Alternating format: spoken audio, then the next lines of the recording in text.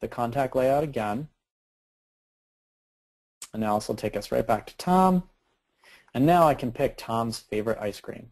Here's that little orange help bubble. Super cool because I put that in there. And I can pick vanilla, choco, or green tea. I feel like Tom Brady's a vanilla guy, I'm not going to lie to you. So let me click Save, and there it is.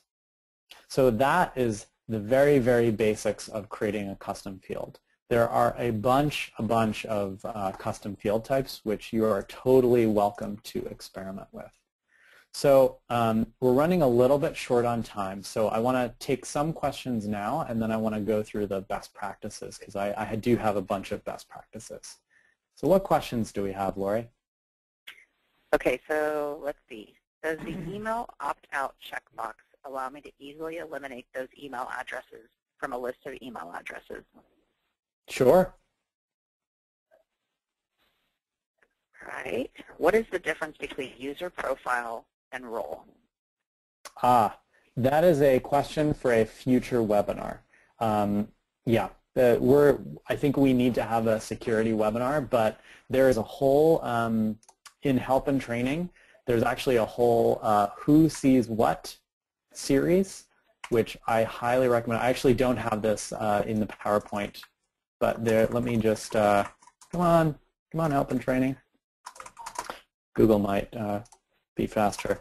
It's a Who Sees What series, and it is great, and it explains in great detail the difference between roles and profiles and all that stuff. Okay. And then we had a couple questions around if you delete a field from the page layout, does it delete that field level data from any context in your database? That is a terrific question. So removing a field from the page layout does not delete the information contained within it. So if I take, so here's my favorite ice cream.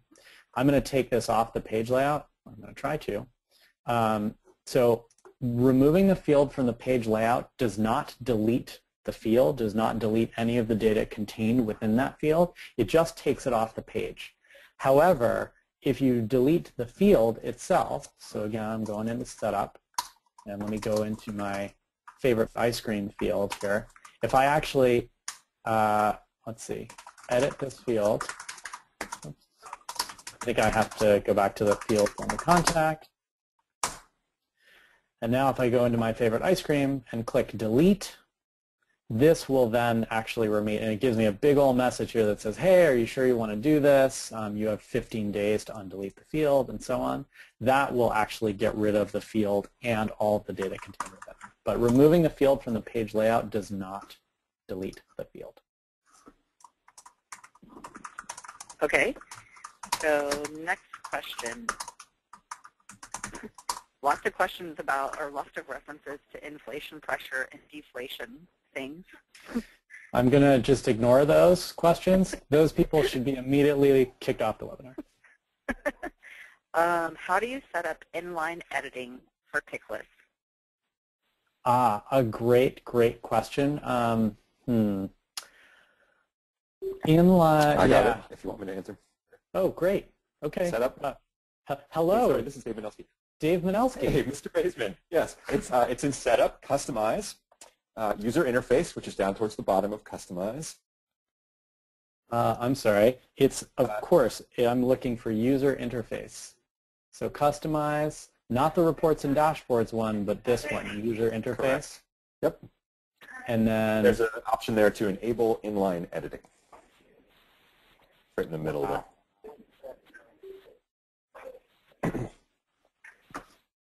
There it is.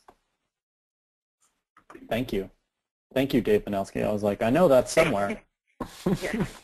I appreciate you calling in the reinforcements. Obviously, you're bringing in people that know what they're doing instead of me. Which is important.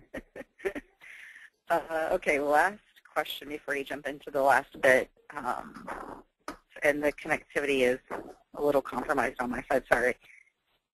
If you have a field in a standard object and want that to appear in another object, what's the best way to handle this? Create a formula field in a new object? Question mark. The answer to that is maybe create a formula field in that new object, assuming that those objects are related. Unfortunately, I didn't have enough time to get into really detailed formula stuff, but we may do a whole webinar on that, and I may pull in my pal Steve Molis, who is a Salesforce MVP here in Boston, and he is the formula ninjas, and he's amazing. So it'll be in the resources that I show you guys at the end. All right, let me bring it on home here. I'm jumping past a bunch of cool stuff, but don't worry, it's going to be fine. So let me talk about some best practices here with our remaining few minutes. So just the first thing I want you to think about is your users, always. So whether it's you or somebody else on your team, these are the folks that you want to be thinking about first. So make it easy for them and for you to quickly enter and view the most important information. Dave Manelski, can I just ask you real quick to mute your line, if that's all right? Oh, yes, sorry. No, that's okay. Thank you. Okay, simplify your page layouts. Very often people sort of take what is given to them. So, people don't actually change the page layout because, you don't know how, or you're afraid you're going to delete all the data.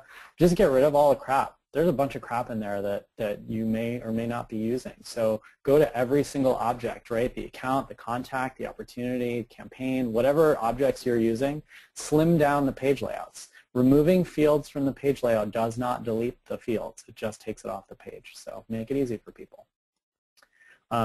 Do you really need that new field or object or record type? We didn't get to talk about objects and record types today, but fundamentally it's, are you creating a new field because you actually need it, or is it something that someone's really excited about? The temptation, of course, now that you have the keys to the kingdom and can go into setup and do a bunch of stuff, is to go add a bunch of fields.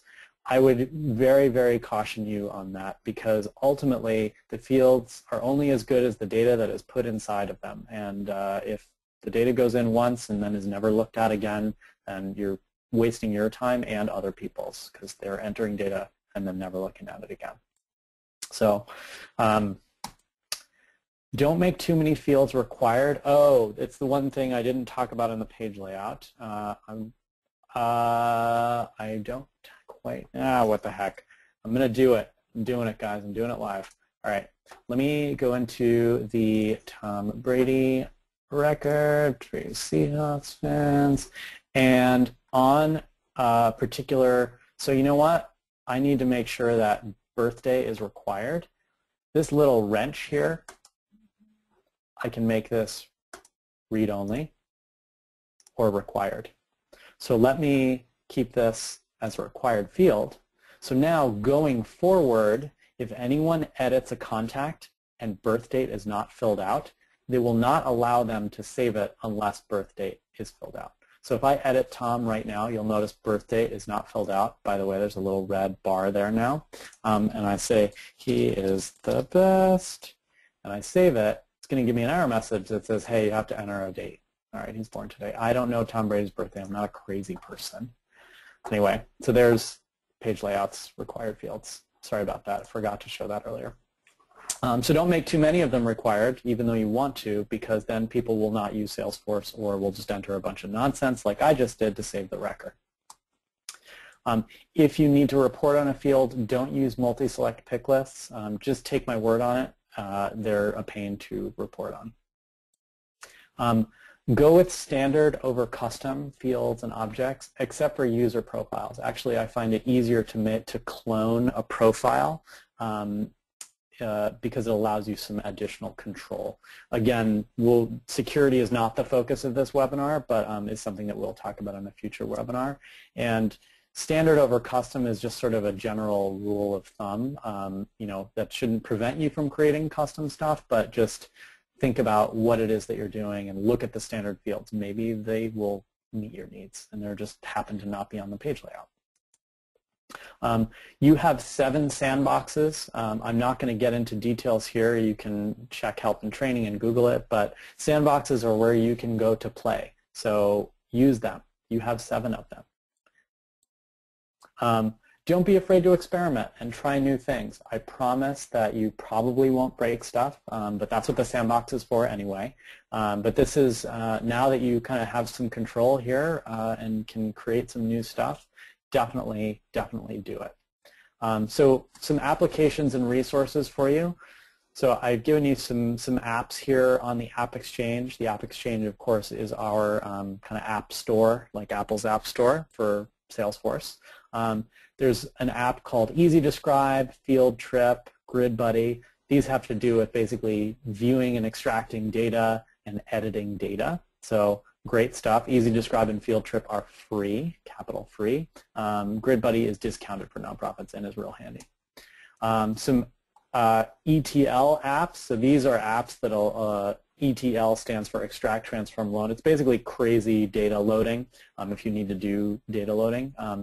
Demand Tools and AppSona have definitely an active community in the Power of Us Hub, which I'll talk about a little bit, Jitterbit, Apex Data Loader, lots of stuff here.